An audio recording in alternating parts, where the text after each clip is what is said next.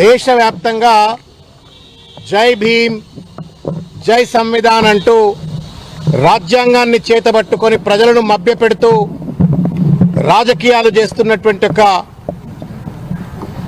రాజకీయ పార్టీ ఇవాళ తెలంగాణ రాష్ట్రంలో అధికారాన్ని చెలాయిస్తూ ఒక రాక్షసత్వాన్ని ప్రదర్శిస్తూ ఇవాళ నిరంకుశ వైఖరితో పేద దళిత వర్గాల యొక్క భూములను గద్దెల లెక్క ఇవాళ లాక్కపోయేటువంటి ఒక దుర్మార్గమైన ప్రయత్నం చేయటాన్ని బీఆర్ఎస్ పార్టీ పక్షాన మేము తీవ్రంగా ఖండిస్తూ ఉన్నాం.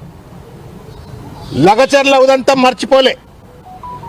ఫార్మా కంపెనీల పేరు మీద రేవంత్ రెడ్డి గారి ప్రభుత్వం లగచర్లలో పేద గిరిజనుల పైన ఏ రకమైనటువంటి దాడులు చేసి ఆఖరికి అక్కడ ఉన్నట్టు మహిళలను వృద్ధులను విచక్షణారహితంగా హింసకు గురి చేసి భూములు లాక్కోవాలని చెప్పని చేసిన కుట్ర ప్రయత్నాన్ని ఆ దుర్మార్గాన్ని మర్చిపోకముందే ఇవాళ వరంగల్ పట్టణంలో భద్రకాళి అమ్మవారి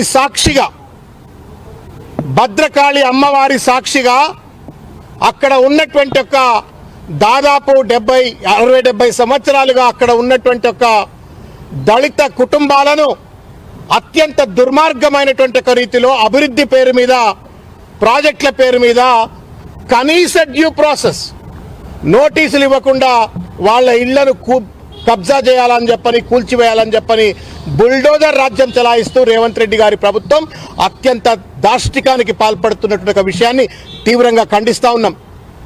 ఎక్కడా ఇనలే భారతదేశంలో ఏమంటారు కదా, ఎలుకలను వరి పొలాల్లో ఉన్నటువంటి ఒక ఎలుకలను పందికొక్కులను చంపడానికి కోసం పొగలు పెడతారు అని చెప్పని కన్నాల్లో కలుగుల్లో పొగ పెడతారు అని చెప్పనిన్నాం. అదే క్రూరమైన వైఖరి వాళ్ళ మాదిగ బిడ్డలైనటువంటి ఒక 40-50 కుటుంబాలు దళిత కుటుంబాల పైన ఇవాళ రేవంత్ రెడ్డి ప్రభుత్వం దుర్మార్గంగా ప్రయోగించింది. తాగడానికి మంచినీళ్లు కేసీఆర్ గారు ఇంటింటికి మంచినీళ్ళు ఇస్తే ఆ మంచినీటి కనెక్షన్లను కట్ చేసి మీకు మంచినీటి కనెక్షన్లు కట్ చేస్తున్నాం, మీరు ఇంట్లో బతుకుతారా సస్తారా, ఇల్లు ఖాళీ చేస్తారా లేరా అని చెప్పని తాగడానికి నీళ్లు లేకుండా ఇండ్లను కట్ చేసిండ్రు. ఇదే న్యాయం అంటే ఆఖరికి కరెంటు కూడా కట్ చేస్తామని చెప్పని అత్యంత పాశవికమైనటువంటి రీతిలో వాళ్ళను హింసకు గురి చేస్తే కలెక్టర్ దగ్గరికి పోయినరు. కలెక్టర్లు ఇవాళ పాలక వర్గానికి తొత్తులుగా మారిపోయి వరంగల్ కలెక్టర్ కనీసం స్పందించలేదు, న్యాయం చేయలేదు, వాళ్లకు మంచినీటి సౌకర్యాన్ని రెస్టోర్ చేయలేదు, కరెంట్ కట్ చేస్తా అన్నటువంటి వాళ్ళపైన చర్యలు చేపట్టలేదు. తగుదనమ్మా అని చెప్పని తర్వాత కమిషనర్ దగ్గరికి పోయినరు, కమిషనర్ కూడా స్పందించలేదు. తప్పనిసరి పరిస్థితుల్లో ఇవాళ దాస్యం వినయ్ భాస్కర్ గారు, మాజీ చీఫ్ విప్ అయినటువంటి ఒక దాస్యం వినయ్ భాస్కర్ గారి యొక్క నేతృత్వంలో ఆ 40-50 కుటుంబాలు, చిన్న పిల్లలు, ముక్కుపచ్చలాని పిల్లలు, తాగడానికి నీళ్లు లేకపోతే స్కూళ్లలో కూడా పోవట్లేదు. ఇవాళ వాళ్ళందరూ కలిసి వాళ్ళ వచ్చి మానవ హక్కుల కమిషన్ను కలిస్తే దయామయుడు మానవ హక్కుల కమిషన్ చైర్మన్ గారు చాలా అద్భుతంగా ఆయన స్పందించినారు, మానవత్వంతో స్పందించినారు. ఇది రాజ్యాంగ ఉల్లంఘన అని చెప్పని అభిప్రాయపడ్డారు.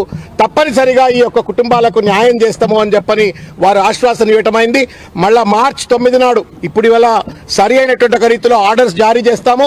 తర్వాత మార్చి 9 నాడు మేము ఇచ్చినటువంటి ఒక ఆర్డర్స్ అమలవుతున్నాయా కావా అని చెప్పని మేము రివ్యూ చేస్తామని చెప్పని కూడా వారు వాగ్దానం ఇవ్వడమైంది, ఆశ్వాసన ఇవ్వడమైంది. వారికి మీడియా సమక్షంలో చేతులెత్తి మానవ హక్కుల కమిషన్కు సమయస్ఫూర్తితో స్పందించినట్టు వారికి హృదయపూర్వకంగా చేతులెత్తి నమస్కారం చేస్తూ ధన్యవాదాలు తెలియజేస్తా ఉన్నాం. మేము రేవంత్ రెడ్డి ప్రభుత్వానికి ఒకటే అడుగుతా ఉన్నాం, ఇదేనా ప్రజాపాలన? ఇదేనా జై సంవిధాన్? ఇదేనా జై భీమ్? పేదోడు ఇల్లు కూల్చే హక్కు నీకు ఎక్కడిది రేవంత్ రెడ్డి? పేదవాడిని తాగునీళ్లు రాకుండా నల్లా నీళ్లు కట్ చేసి హింసకు గురి చేసి ఇళ్లు లాక్కునేటువంటిది ఇది ప్రజాస్వామ్యం అవుతుందా, రాక్షస స్వామ్యం అవుతుందా? రేవంత్ రెడ్డి సమాధానం చెప్పాలని కోరుతా ఉన్నాం.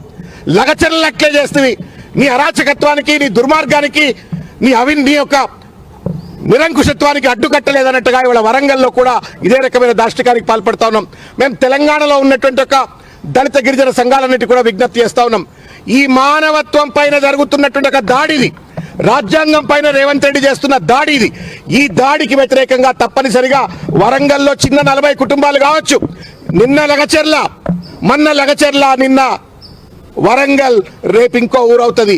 ఈ దుర్మార్గుల యొక్క దురహంకారాన్ని అణచివేయాలంటే సంఘటితంగా మనం ఈ అత్యాచారానికి వ్యతిరేకంగా తప్పనిసరిగా పోరాడాలా. వాళ్ళ కోసమైనా కాదు, భవిష్యత్తులో ఇటువంటి ఒక అడ్డమైన పనులు చేయకుండా రేవంత్ రెడ్డి గారి యొక్క ఈ ప్రభుత్వాన్ని కట్టడి చేయడం కోసం సంఘటితమవుదాం, సమైక్యమవుదాం, తప్పనిసరిగా ఒక ప్రజా ఉద్యమానికి స్వీకారం చేద్దామని చెప్పని తెలియజేస్తూ మరొకసారి కలెక్టర్ గారికి, అక్కడున్న అధికారులకు మేము విజ్ఞప్తి చేస్తున్నాం. దయచేసి భేషజాలకు పోకండి. అధికారం ఇవాళ ఉంటుంది, ఒకటి పోతుంది. కానీ మీరు కనుక అధికారులు రాజ్యాంగాన్ని హననం చేసేటువంటి రీతిలో కనుక వ్యవహరిస్తే మీరు కూడా తగిన మూల్యం చెల్లించుకుంటారని చెప్పని విజ్ఞప్తి చేస్తూ, తప్పనిసరిగా హైకోర్టు, హ్యూమన్ రైట్స్ కమిషన్ ఇచ్చినట్టు ఒక ఆర్డర్స్ అన్నింటినీ కూడా యథాతథిగా అమలు చేయాలని చెప్పని కోరుతా ఉన్నాం.